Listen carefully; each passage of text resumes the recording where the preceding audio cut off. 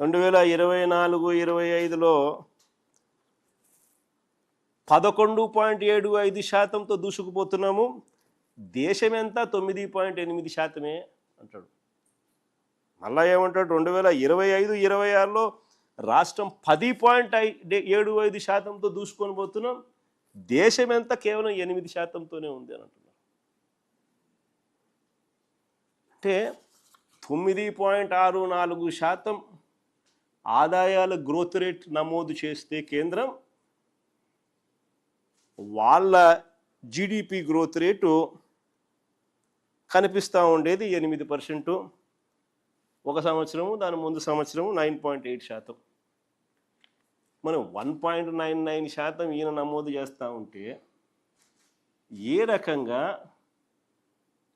GSDP వృద్ధి rate, ఏ రకంగా ఈయన చెప్పినట్టు 11.75%, 10.75% ఏ రకంగా నమోదవుతుంది? ఎవరి చెవిలో పువ్వు పెడతా ఉన్నాడు ఈ మనిషి?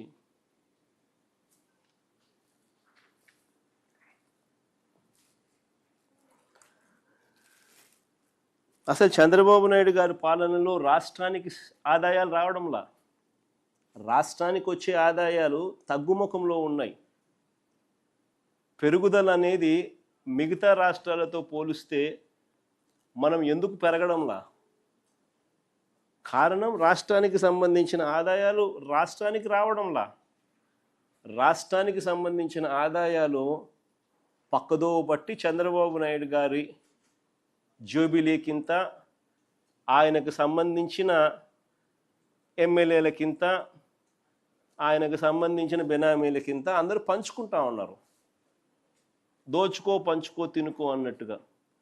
రాష్ట్రానికి సంబంధించిన ఆదాయాలు ఇసుక తీసుకున్నా, మట్టి తీసుకున్నా, సిలికా తీసుకున్నా, లాటరైట్ తీసుకున్నా, గ్రనైట్ తీసుకున్నా, లిక్కర్ మాఫియా ద్వారా లిక్కర్ ఆదాయం తీసుకున్నా, లేదా ప్రభుత్వ భూములు ఎడాపెడా నచ్చిన వారికి నచ్చిన రేటుకు ఎడాపెడా అమ్మే పరిస్థితి తీసుకున్నా, ఇలా వనరులన్నింటినీ కూడా దోచేస్తూ ఉన్నారు. కాబట్టి రాష్ట్రానికి సంబంధించిన ఆదాయాలు రాష్ట్రానికి రావడంలా.